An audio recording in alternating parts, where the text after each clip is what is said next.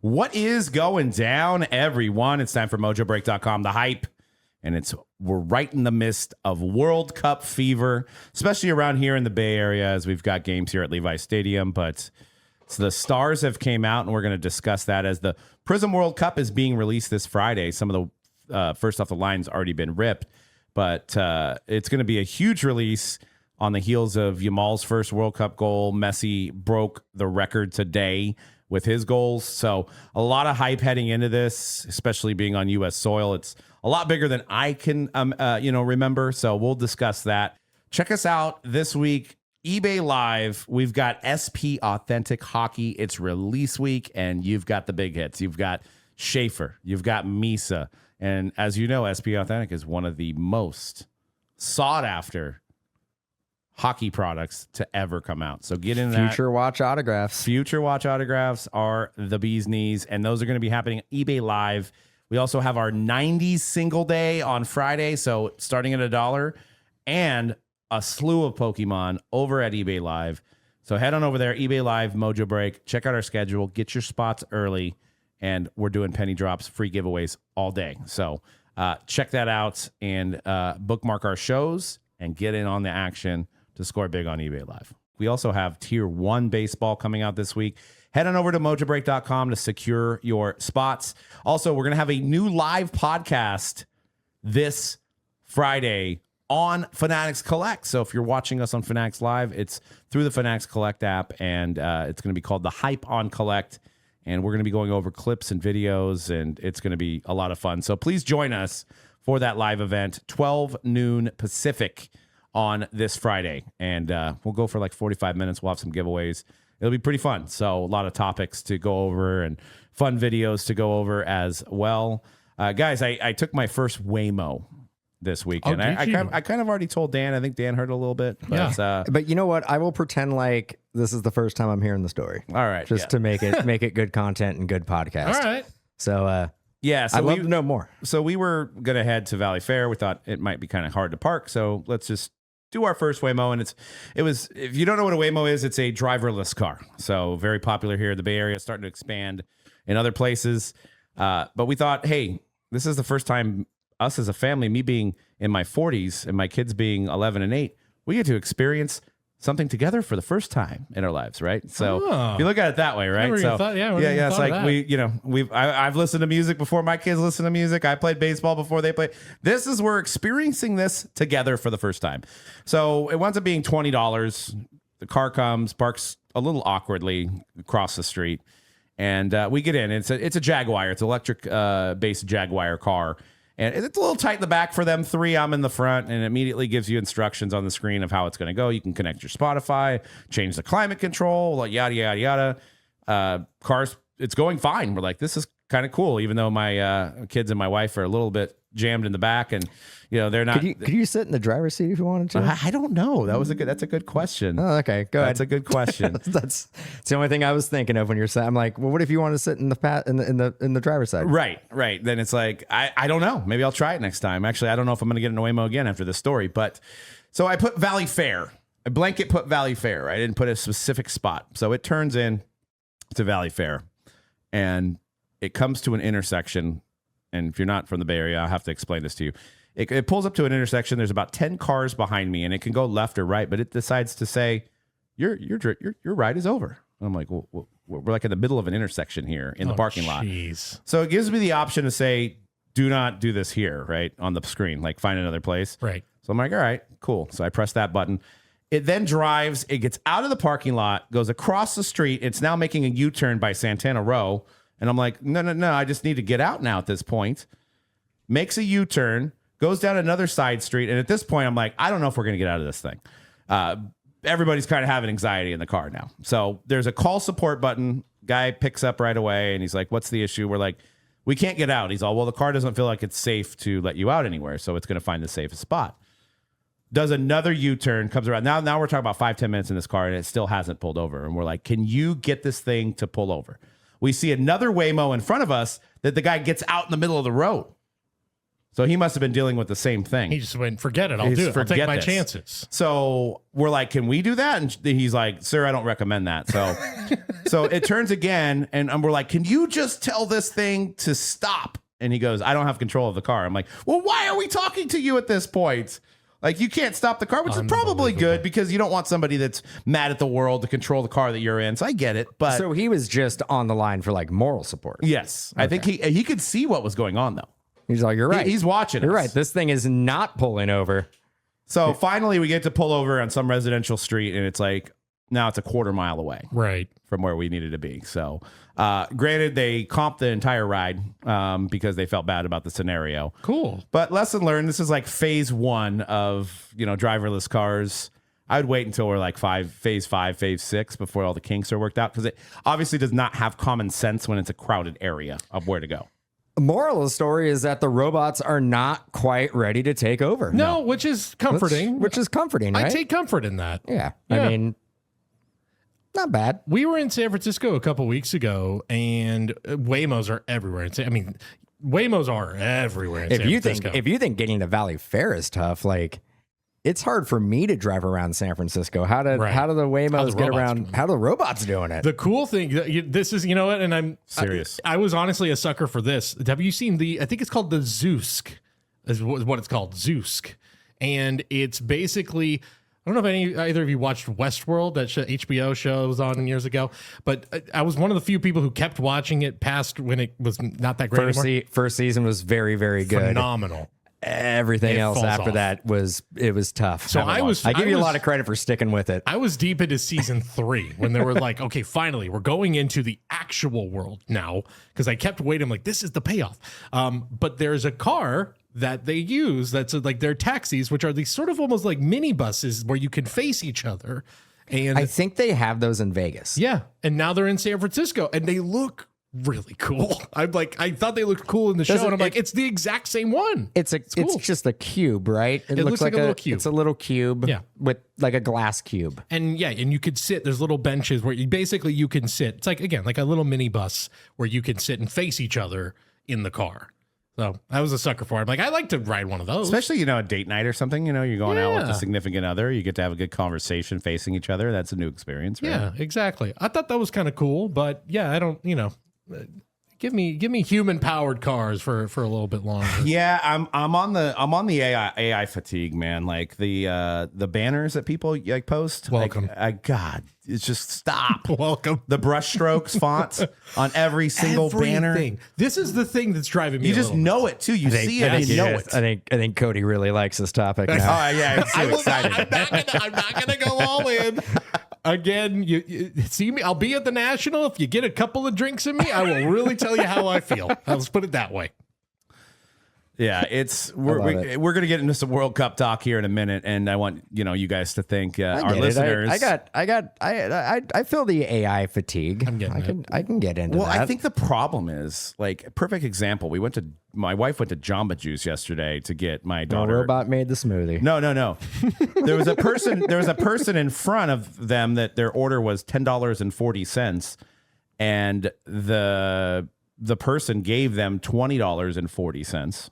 Perfect. Right? Yeah, no, I get where this is going. They gave them $9.60 back, and they were like, I should have a 10. And they're like, no, you gave me a 20. He goes, no, So it's like the person put in the 20 and had the math do it for them, but they didn't.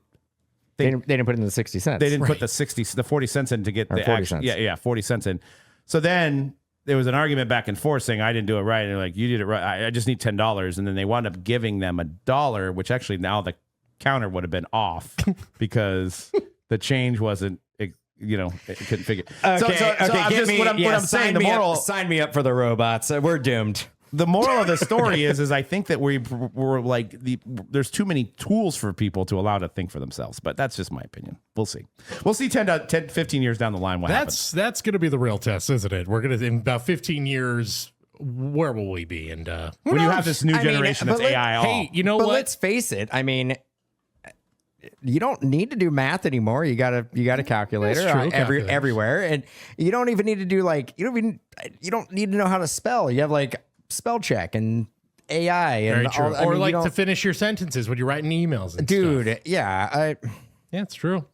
Yeah, I will say, shout out to, I think I've been seeing Gary Vee's been on this tip lately of just like, it's kind of in line with what we're talking about. Maybe a little less, basically saying like analog and like going backwards a little bit is going to become in. People are going to seek out those types of experiences. But these tools are making us dependent and lazy. There's that too. And it's not allowing us to be able to problem solve. Right now, we're in the infancy where I think we are trying to weed out what is the useful uses of this technology and what are the ones where it's like, I don't need this. Like, I think of that.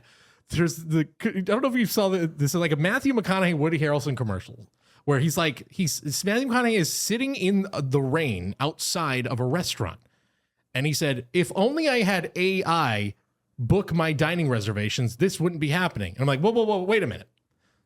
What are you talking about? That is the weirdest premise I've ever heard.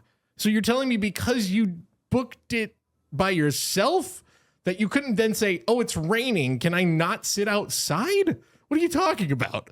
So there's just certain things where I'm like, do you need AI to be doing this versus like, I hear in medical journals and stuff, it's like, it's very useful in those cases. So anyway, look.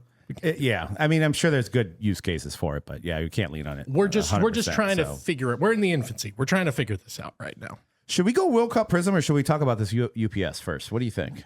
The UPS thing is, so it's USPS. I should USPS. clarify. Oh, sorry. Yeah, I did want to throw UPS. Yeah, I did want to throw UPS. Brown is good for us. Yeah.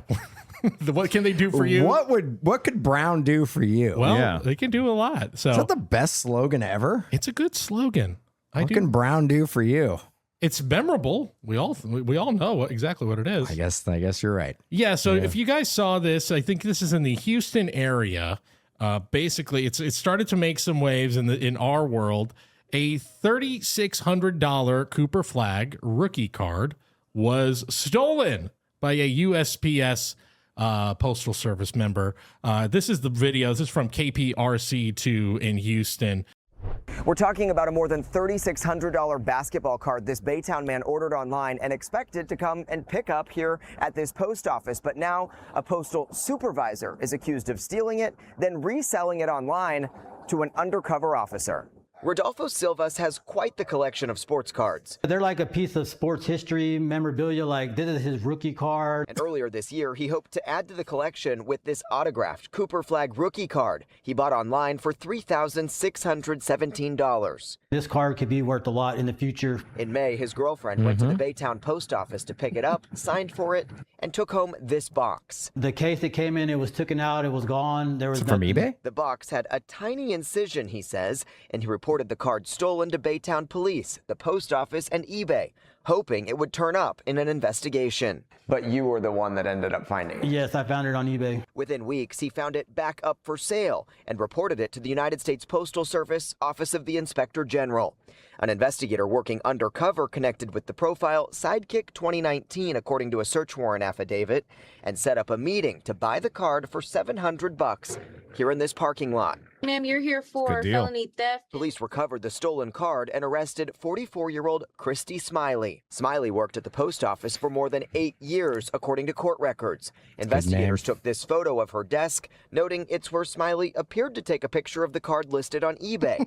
And they're now searching her phone for evidence tying her to more possible mail theft victims. I tried to tell him I believe this had been going on for a long time. While it's being held as evidence, Silvas still doesn't have that rookie card and says his trust in the mail is gone. You expect for them to be, do their job and be trustworthy and like anyone, just do your job and not steal. Smiley has been released from jail on personal bonds. Yeah, so there you go. That gives you the rundown of what's going on. First off, I am shocked that this actually went as far as it did because we've had more cards, more money than that stolen, and I didn't get this kind of attention. But kudos to the guy with the absolute perfect hairline, by the way. Shout out to his barber. It's absolutely perfectly square. I need to hit up his barber. His name is right out of Dumb and Dumber, man. I mean, Smiley, Slappy, Samsonite. No, but like to get all of this involved, that was a man that was not going to let this go. And kudos to you, Smiley, Slappy. No, that's the person who stole the card. Oh, Smiley was the person. Smiley. Kudos to the guy with the great hairline there that was perfectly manicured. So shout out to you because we had something on. very similar happen to us. We found the card on eBay. We found the card and then cards on eBay. Cards, and it took a year of litigation to actually get the cards back in our possession. And at that point, they were far less. We actually still got them. We still have them. Still have them. Still here. Still here. After all that. Never let them go. But what do you say? I mean, what do you say to people that I guess I can't tell for sure, but anything that's sold on eBay that's over $250 has to go to PSA authentication. So it's not on them. PSA authenticated it is real. Then what do you do? How do you trust the mail service in this regard? I mean, you gotta just kind of tell yourself like there's bad seeds in the bunch. Well, if you're in the industry and you have any knowledge of the industry, you know that package has a card in it that's going to be worth more than $250. $250. Correct. Like you know, without even looking at it, you know that is going to be worth more than $250. Yeah. The tough thing is to just kind of be like, this is part of the risk. Like this is going to happen, especially now that that more people are actively aware of like what's going on, and especially a mail carrier knows this stuff better than anybody else. They said this is a supervisor. So this is a supervisor with really 8 years of experience, right? So you got to say, and I don't know the salaries out there, but you got to think that this person's probably making $70K, right? Safe to say $70K a year. But you're messing with the United States Postal Service. Like that's a felony. Like that person's probably doing some time. Well, now that's what I'm saying, like the risk and the reward. Obviously, I don't have the mental capacity or the conscience to do anything like this, but you have to, like, if you are of that mindset, you have to weigh out what you're doing versus what you're making, right? Like, you know what I mean? Like, you're not going to get, you just did this for $3,600. Actually, they were selling it for $700. So you just basically risked your $80,000 a year livelihood that pays all your bills for $700. $700 in a Best Buy parking lot. And potentially going to prison for 5 years. Correct. Yeah. So that's the moral of this story. Has to be some type of value on your freedom, right? Right. Not just your annual salary through the post office, you know. At that point, is it even about the money or is it about the thrill? Of like, because even like we all laughed when we saw like they were able to note that she took the picture of the card on her work desk. Like the what are you doing? Well, it tells me that she's probably gotten away with a lot more. So like at this point, she's probably like, I'm not going to get caught. It just looks like an old regular old work desk. I'm just going to do it in plain sight. Well, that station probably knows all the claims of missing packages. I'm sure they didn't obviously let that out of the bag because they didn't have to. But I'm sure that case connected a lot of dots. Oh yeah, and they're not going to go out and be like, "Oh, you think that one card's bad? We have like 700 missed packages from this fulfillment center." Right. So they probably finally were like, "All right, we need to get the police involved in this one." And he just maybe was the beneficiary of. I'm just saying allegedly of like a lot of stuff that they've already been investigating. They found this. They're like, well, she put it on eBay, so easy enough. You can go through her completed eBay list. But then how did she meet somebody in the parking lot then? It's the old Best Buy parking lot deal. Yeah. That's where I think they showed the wrong thing because the card looked like it was $1,100 with bids left. Right. So, well, the reposting of it, right, was $1,100.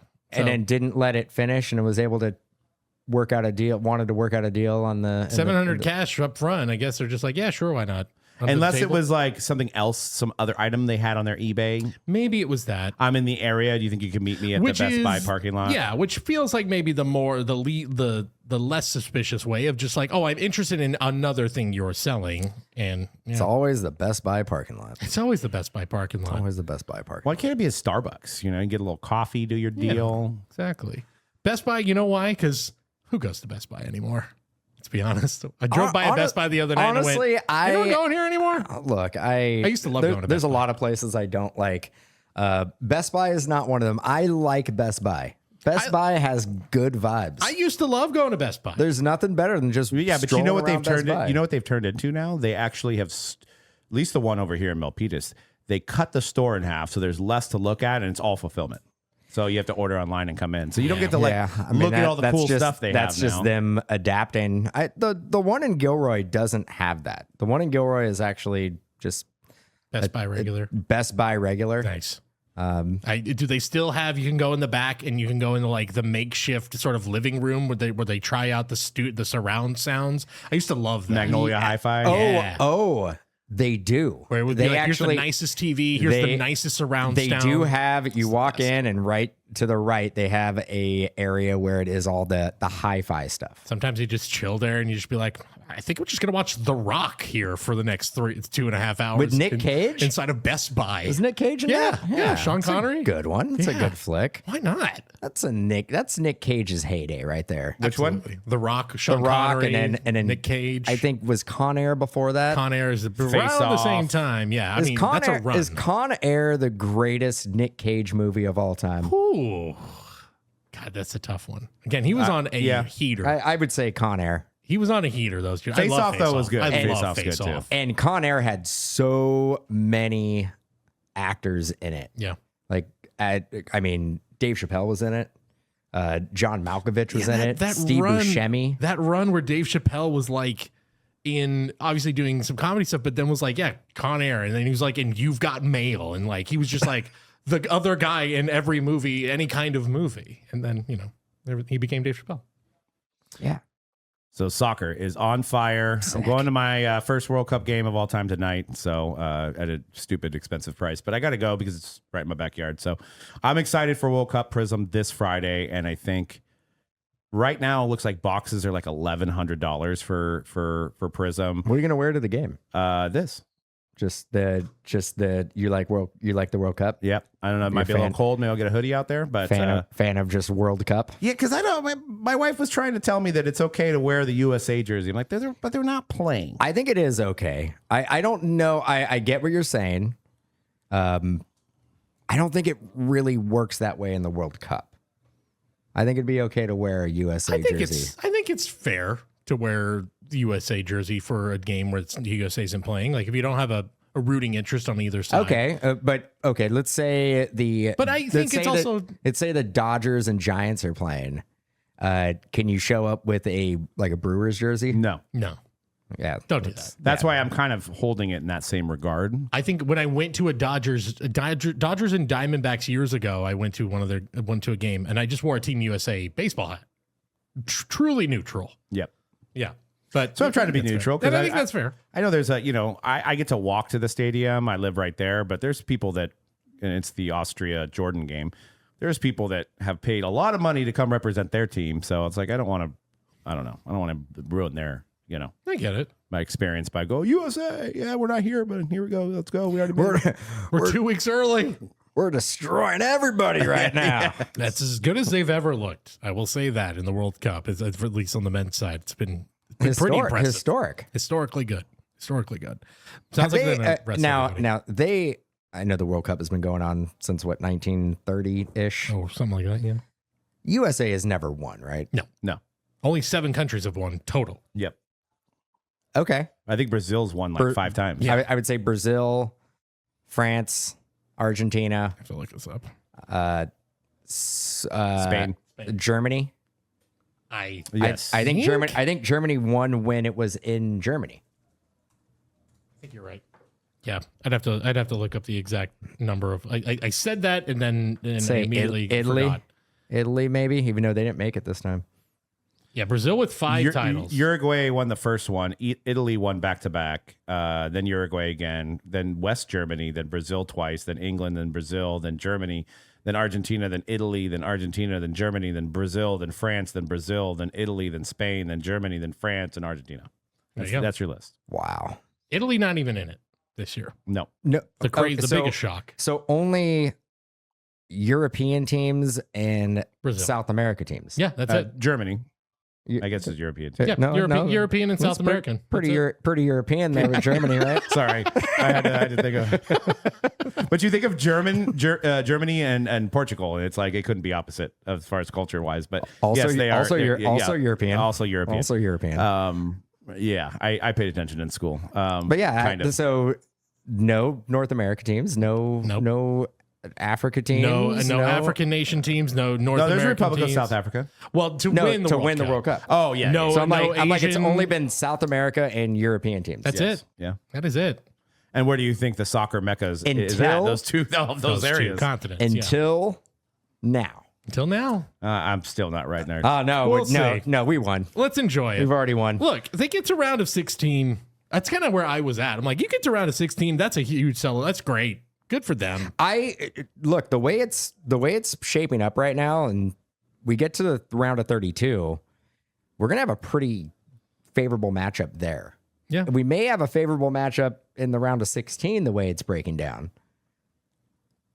You get through the round of 16.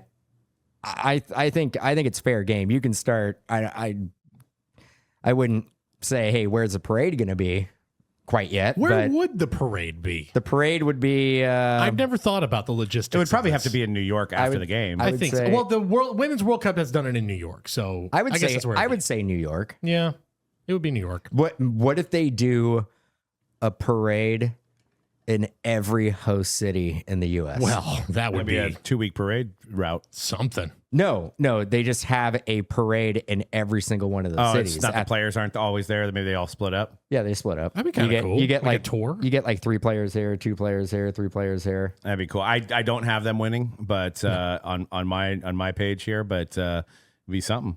I'm looking at this checklist, guys, and we'll be breaking this not only on Fanatics Live, Mojobreak.com, and whatnot on Friday. We're going to be breaking Prizm World Cup. I don't know if there's going to be a better product next year. Like, this is insane. Like, looking at this Color Blast list, they have mangas. I mean, just those alone. I mean, forget about like the autos and the 101s that's within there.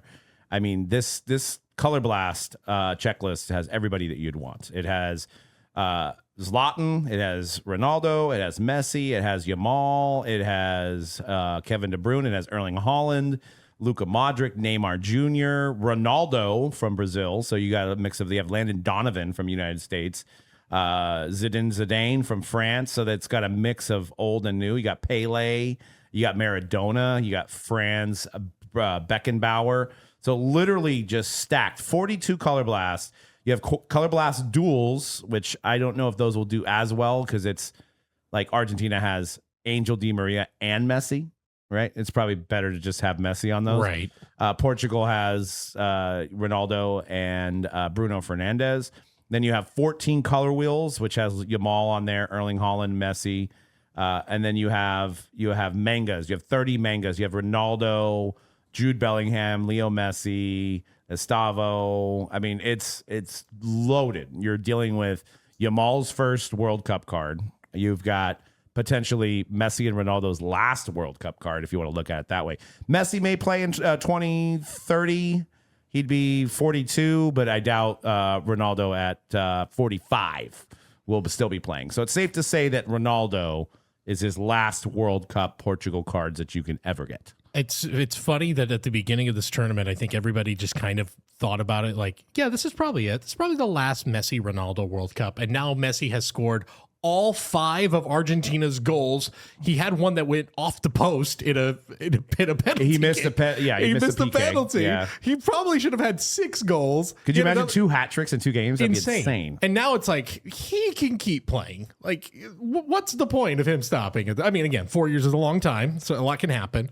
But right now, I don't see any reason. This to has stop. got to be the craziest amount of talent in a World Cup in the history of the World Cup. It has to be. And I mean, that's why this set, I just think, is going to be massive. I mean, the fact that it's also, you mentioned the Color Blast, it's the first official World Cup Color Blasts. There's a ton of legends that are in here. I think we've just seen it around here. And I know that we are a stone's throw away from a World Cup site, but just the interest in this.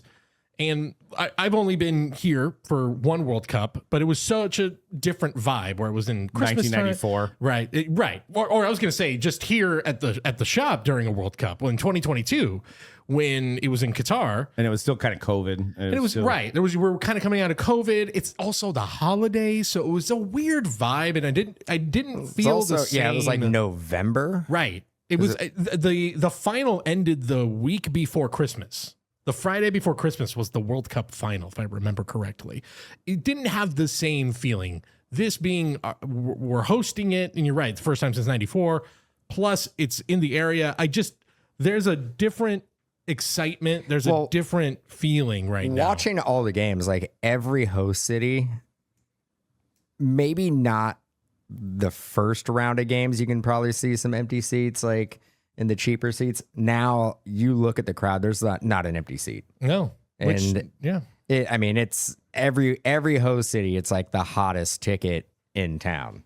It tells me that the more casual fans are like picking up on it. And obviously I've got some sales data just in the basically since the beginning of June. And the numbers are like pretty staggering right now. Like Lamine Yamal, who finally got his first goal. I say finally, he's 18. It's weird to say finally. Yeah. But just take a look at some of his... didn't play in the first game completely. Right. So. In the last week alone, this is what's really standing out. These are the biggest card sales. This comes via Card Ladder.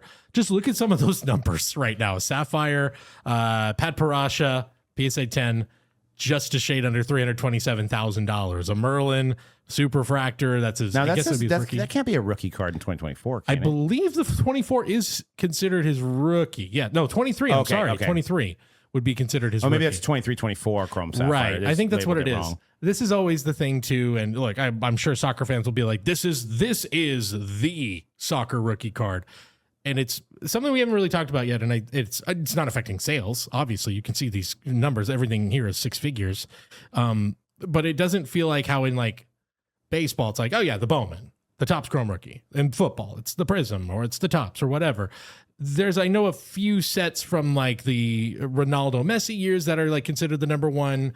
Now with a new era, I'm assuming it'll end up being just the Topps Chrome now with Topps kind of taking over everything here in a couple of years. I mean, there's going to be, it's crazy to say, there's going to be so many $1 million cards coming out of this set. Like, it's going to be ridiculous. Like the 101 Black Lamine Yamal. I mean, also what you have to consider too is all these sales that we're looking at is club team, right? So, and this is a question for the soccer fans out there. Would you rather have the club team or would you rather have the Spain, right? I mean, because to me, the World Cup is the biggest stage. It's every 4 years.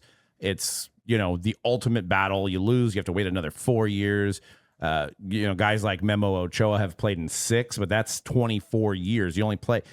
Best case scenario, Lamine Yamal's in 6 of these, right? Because he's young enough. He could be in 6 of these. But this is his first. So how do you value this going forward compared to his rookie card? And then you throw in the fact that you won't have Panini, after 2031, right? So you're not going to have Prizm World Cup. Is it going to be Topps Chrome World Cup? So, it's something to consider when buying this set and buying these singles is this the Lamine Yamal to get? Is this the Ronaldo to get? Is this the Messi to get? We know there won't be any more color blasts after 2031. So all these things considered, if you can get a box at $1,100, is that a great buy? Now, granted, these case hits and stuff like that, and these color blasts don't come out in every case, but just the shot at these, it just seems insane. I know there's only one autograph per box. Now, when I'm looking at these autographs, it doesn't look like there's Ronaldo ink, but there is a lot of Messi to chase. Let me see if there's any Yamals. He might be a Topps guy now. I don't know. He does have autos. He has under International Ink. He has autos in that set, and he also is on a trio signature. So there's probably not going to be a lot of Lamine Yamal autos in here. But you have USA. You have a tribute to USA, the 94 set, and it's like Lawless and some of these guys, which is probably not worth a lot, but still kind of cool. There's just a lot. There's 2012 throwbacks. I mean, it's a pretty stacked set, and I'm interested to see, how the market really takes this as we have, comes out on the 26th, and that gives us like 25 days of World Cup still. Yeah, you could not have perfect, like better timing with this release. It's absolutely the most perfectly timed release, right in the thick of it. It's match day 3 will basically be starting as this product comes out, or right at the beginning of match day 3. Yep. To kind of answer your question, Doug, of like, what are we going to prefer? Is it going to be the first in their national team jersey, or is it just their first card period? Just by just what history is telling us, again, these are the most extreme examples. The number one Messi card of all time is still his 2004 Mega Cracks PSA 10, a $1.5 million card. Now, his first gold, you've got I believe this would have been 14. Oh my God. Which, there you go. A gold PSA 10 from the 14 World Cup of Messi, $522,000. I don't want to talk about it. Yeah. Yeah, we don't need to talk about it. But what it tells me still is the first card, whatever that is deemed to be, of like, this is the rookie.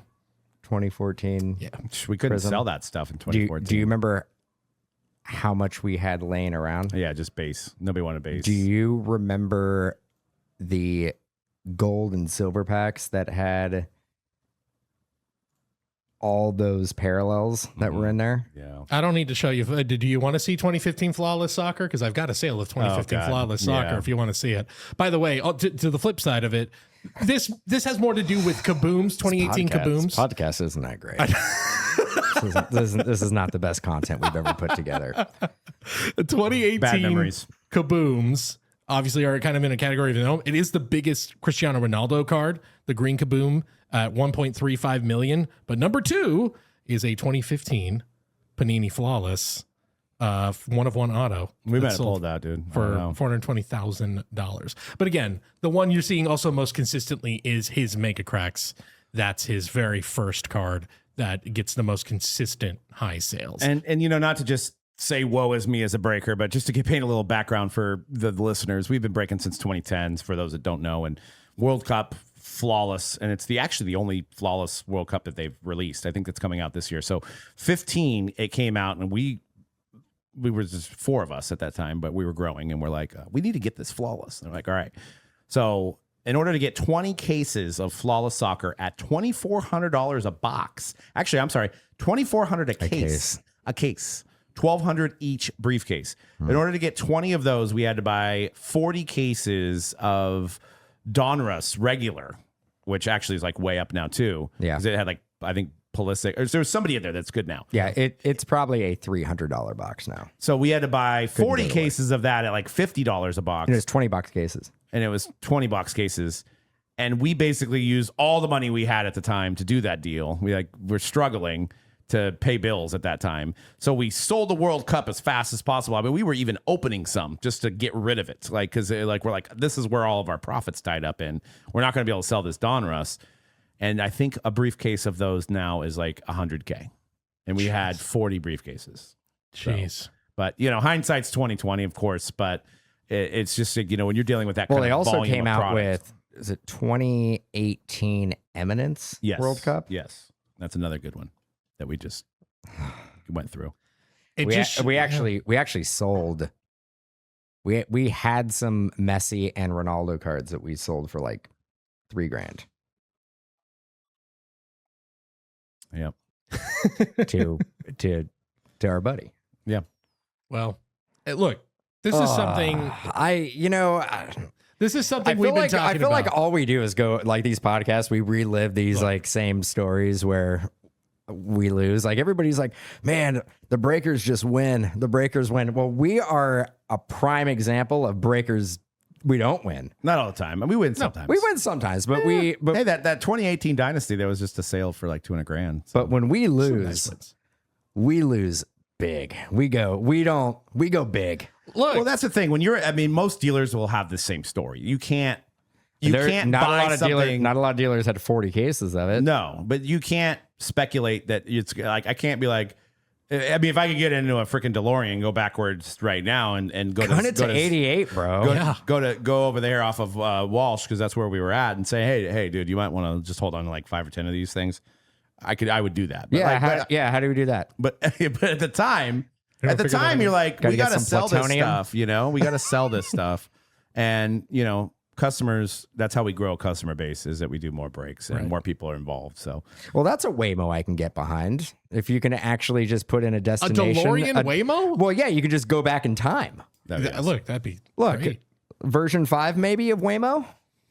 Let's make it happen. Also time travel. Let's make it happen. Absolutely. I mean, and not even to mention, this is also, I mean, Erling Haaland looked great in his first game, and he's got his first World Cup. And the set is so stacked. I mean, I don't know how much they made and how hard it will be to get some of these cards, but just the amount of color blasts that if Messi wins the Golden Boot, which he's already got freaking 5 goals, right? If he wins the Golden Boot, most goals in the tournament, then people are going to be like, this is the best color blast that you can get because it was during his Golden Boot. And they say Argentina wins this year again, too. And it's like, this is the card. Like, these sets only come around once every 4 years. I think people are sleeping on this. If you're not a soccer fan, but you're into just value on cards, like, yeah, get yourself some boxes. I mean, we've been talking for years of or spots. When is soccer going to have its moment, at least stateside in the hobby? It's happening. Right now, it's happening. To your point, Erling Haaland just had the biggest card. We just had the biggest Erling Haaland card sale on June 13th. $610,000 for his BGS 9.5 Superfractor rookie auto. Like, it's happening. We're in the moment where soccer is connecting with the North American audience in a way it never has before, specifically in the US. And obviously, it's already been a factor globally. And the international hobby market is as big as it's ever been, if not the biggest it's ever been. It's just the perfect convergence right now of everything. The stars are aligning. And what I love about this is because, we haven't had it since 94 and US market is not really caught up to the world, but now they're seeing it, right? So young kids, I mean, you already ask kids who's some of the biggest athletes, they're going to say Messi, Ronaldo, because they see him on TikTok and all that stuff. iShowSpeed's been great at really kind of ushering in soccer too.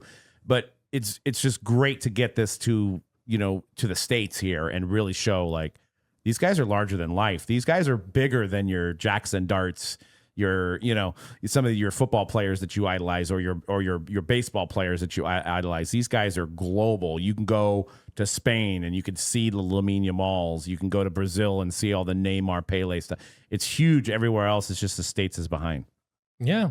I think you could probably count on the amount of soccer stars who have like at least 50 million followers across social media is something like, it's something like 25, 30 of them, which is a substantial amount of stars. Well, do you know who has the biggest account on Instagram? Yeah, it's Ronaldo. Yeah, he has 666 million. And then like followers. Messi is like second or third with like 450 something million followers. It's insane.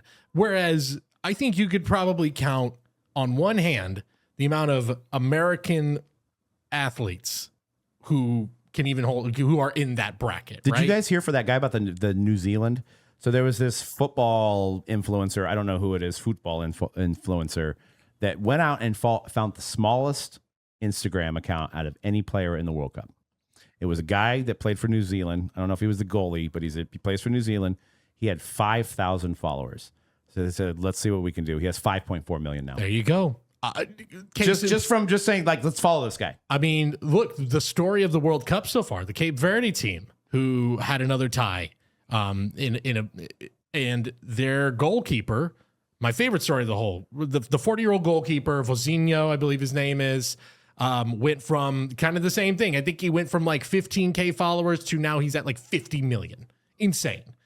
He, by the way, you want to talk about all these stars we're talking about, all of these incredible SPs we're talking about. He's in this set. He's got a card in this set. You're telling me he's not going to vault to be one of the... I'm going to go out on a limb and say, I think he's like a top 10 chase in this product. Because I think people are going to be like, in the moment, be like, I want this guy. It's a great story. It's going to be one of, whatever happens, one of the defining stories of this World Cup is the performance that he put together and what that team put together. And that's going to be a very popular card. Yeah, and then you got Mohamed Salah, who just had a great night last night for Egypt. I mean, there's just so many stars that it's just awesome to see, and people that aren't fans of soccer are like, come on, man, why you keep talking about this? But yeah, we get to talk about it once every 4 years, really, and it, right now is literally the heyday. But to end this podcast, we got some big sales from some Disney cards. Cody, tell me about what we're seeing here. I think in the entertainment stuff. I think look, we've been on this tip for a while of like pop culture cards, entertainment cards are like, when is the tipping point of, once again, kind of similar to the soccer stuff where it's like, is there going to be a tipping point where we're like, okay, this stuff is like legit huge sales. There have been some huge sales, but I just found it notable. 3 big sales over the weekend or last week. First of all, timing could not be more perfect. We had a Superfractor 2025 Topps Chrome Disney Woody Tom Hanks auto, record-breaking sale of $37,000. Mickey, the Chrome Red and Black Wave PSA 10, sold for $62,000 on Golden. And that's number to 28. Yeah, that's the one that shocks me. But it's from the first number Disney to 28, set. And of course the number to 28 being what? Commemorating the Mickey parallel. Right, exactly. Yeah. But maybe the most shocking, one of one, Mr. Krabs from SpongeBob Sapphire Selection Superfractor at 12.4K. Look, if you've somehow been sleeping on the pop culture stuff, it's here. It's gonna stay. It's definitely been a little bit of in my head trying to like reason it, where I'm like, I remember as a kid, like the ultimate junk wax was movie tie-in stuff. It was not sought after. Yeah. It was the ultimate, like they print this, like there are 17 million versions of this. Yeah. And there was no numbered. It was like you basically would buy a couple packs or a box to like build the base set. And that was pretty much the only thing you can do. There was really no short prints, nothing numbered, no autograph chase. So it's definitely changed. Yeah. And that's part of it is it definitely feels like it just was, somewhere where they realized there was a huge gap in an audience that's like that is absolutely there to like, we want the scarcity in this pop culture stuff. Again, these are all 3 sets that you're looking at that are like, I think that Tom Hanks is the first version of that card. It's the first Tom Hanks. Bring up Woody the signed Lorcana card. Iconics if you can. Yeah, Just the let Iconics. me find it. Yeah. Because it blew my mind. I actually pulled a Moana out of a random pack at Disneyland. I went and got it graded. PSA actually was trying to buy it from me for $1,500. At the time, the market was $2,500. Well, it's just the partner offers, right? Yes. Not PSA was trying to. Somebody was trying to buy it. Somebody that was interested in that card from PSA was offering me $1,500. But I looked at the time and it was worth $2,500. So I said, hey, I'm going to hold on to it. Week later, same card's $4,500. And so what's remarkable when I'm about to show you this, and this is all just where do you like? So that's out of Lorcana, so that's like a TCG. Yeah. It is. So they started with and Lorcana fans can correct me if I'm wrong. They started in set 9, and they print 2 Iconics for each set. The first one was Mickey and Minnie, and I believe the next one was Ariel and Pocahontas, I think. So there's only been like 8. So they only released 2 each set, and I believe they're 1 in like 300 cases. So the first 8 sets, they didn't have the Iconics. The biggest one was the Enchant. Those ones were only like $300 to $400. They could get up to $1,000 depending on the character. They introduced the Iconics, and I think that was the smartest decision they could have made because they're so rare. Like my PSA 10 has a pop count of 60. So it's like, that's why these prices are insane because there's just not many of them. Yeah. Take a look here. This is CGC 10 of an iconic foil Elsa. It sold on June 12th for $27,000. Yep. You've got more. You've got the PSA 10. I believe this is the Mickey Mouse one. That's a pretty iconic one that you've seen, not to be, no pun intended, 24K. I'm sure it's the 2 together, the Mickey and the Minnie, but still 12K each. The Elsa, definitely the biggest of these, but yeah, these are becoming, there you go. There's a Buzz Lightyear at 16K, also sold on June 9th. So another one where I felt like out the gate, we were all like, oh my God, get on Lorcana. It's going to be massive. I wanted to start buying these a couple months ago, and I wish I would have because it actually has quadrupled since then. Insanity, the prices on these things. And being that they only release 2 per set, it really kind of keeps the rarity to a level that high-end collectors, I think, are going to buy these.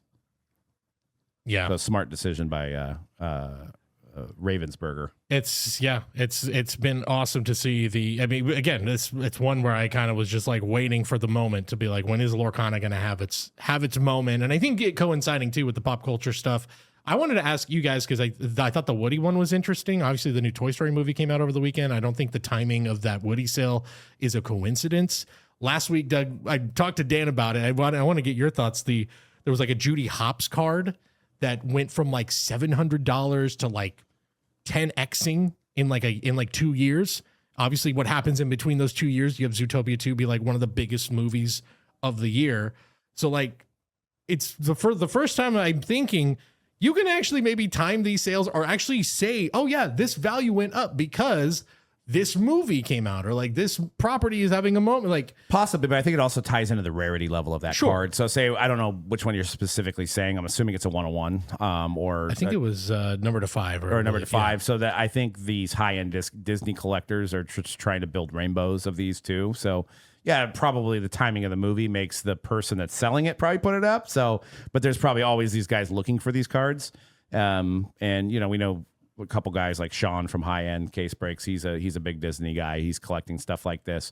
There's a lot more competition for these as I think parents like to show these cards off to their kids, and they remember these characters as kids. Maybe not Judy Hopps specifically, but you know, Mickey, Minnie, Goofy, all these things. Yeah, I'm trying to find here some potential other to your point about like how much these are going up right now.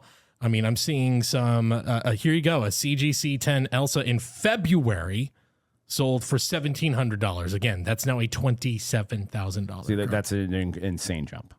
That's an insane jump. That's absolutely, that's what I said. My Moana was like 2,000 and now it's like 5,000. So yeah, I think that people were sleeping on how rare these are, and now it's probably too late to buy them. So. Well, the thing is still with these Lorcana sets, I feel like they still are the boxes and the booster boxes comparatively to... They're still relatively inexpensive. Exactly. Yeah. So I think there's still It's just what Doug was saying, though. It's so hard to pull these. Yeah. You said like 1 in 3,000 packs? It's let's see. It's pretty tough. Iconic Lorcana rates, pull rates. And look, I might get some crap for this, but like, I will do the whole, like, I buy a box for me and I buy a box to stash away when it comes to Pokemon stuff. One to show, one to go. Exactly. 1 in 1,500 to 2,000 packs, roughly 1 in 84 booster boxes. Okay. I maybe not, in the grand scheme of things, not as rare. Maybe getting a PSA 10, but maybe that's why. Like, well, it's funny because I just grabbed like 8 packs out of Gaming's stack. And I was like, I'm going to open these on rides. And I actually wound up opening that one in the hotel room. Nice. Wish I would have opened that one on a ride. I opened dud packs on rides, and then I had like 5 left. And I was like, holy crap. And I thought it was an Enchanted. And I was like, no, this is an Iconic. And then I sent it to PSA. I just got it back as a 10. And yeah, I mean, it's actually, well, it's Mojobreak's card, but I have it. And I haven't decided if it's time to pull the trigger on selling it or wait for it to keep going up. Because I also kind of like the card, so I don't want to sell it either. So, well, it tells me that, you know, and I had some worry of like, is Lorcana just kind of find its audience and have its audience, and it is what it is. It'll never reach the heights of, say, the other major TCGs.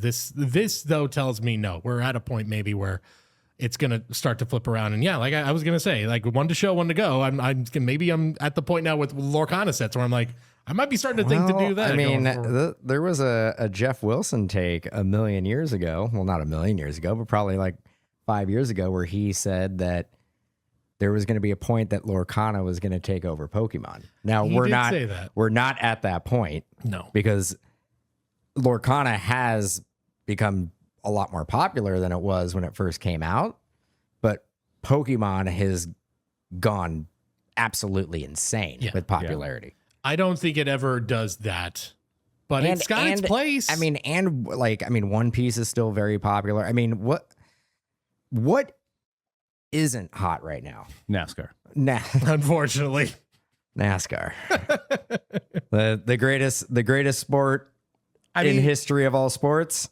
But before we even let you go, there's an unlicensed company making Bo Jackson cards that is like the hottest cards ever for some reason. So did I see they're doing a Mahomes set? I don't know. I thought I saw they're doing a Mahomes one. Dan's in the thick of that with the Bo Jackson set. I am, and we